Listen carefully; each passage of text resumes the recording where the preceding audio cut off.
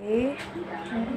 Sinigang sa miso na ulo ng salmon, sili green, loya, garlic, onion, syempre kamatis at miso. Gulay.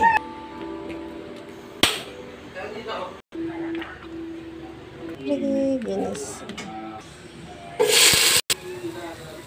Garlic and onion.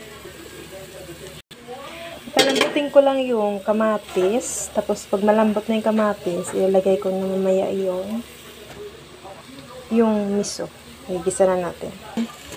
Malambot na siya yung kamatis. Ilalagay ko na yung miso. Lutuin ko lang siya yung miso. Igisa ko lang siya ng konti.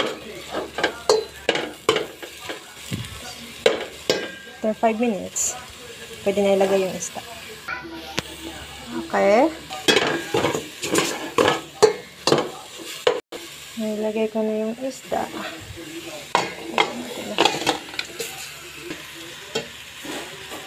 Malaki yung cut niya. Takpan ko ulit kasi igisa ko siya ng 5 minutes. Sa low fire lang. Pwede na siya lagyan ng sabaw.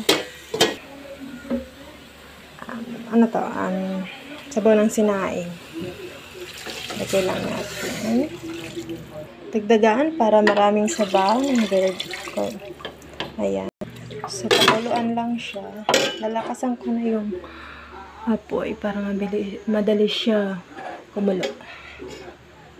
Pag kumulo siya, doon ko na siya titimplahan at saka lalagyan ko na siya ng patis at saka yung pampaasim. Pan ko na. So, yan, medyo malakas na yung apoy. Ayan, kulo na siya. Salt, patis. Nakalimutan ko kasi kanina dapat nung ginigisa siya, lalagyan siya para mas malasa. Pero nakalimutan ko siya. Kaya ito nga na ilalagay ko. Gusto namin ng maasim.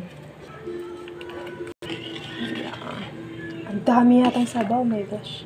Ilagay ko na yung gulay. Tapos ilagay ko yung sili. Tchadan! Okay na siya. Yung kunting kulon na lang siya. Tapos okay na rin. Ano siya?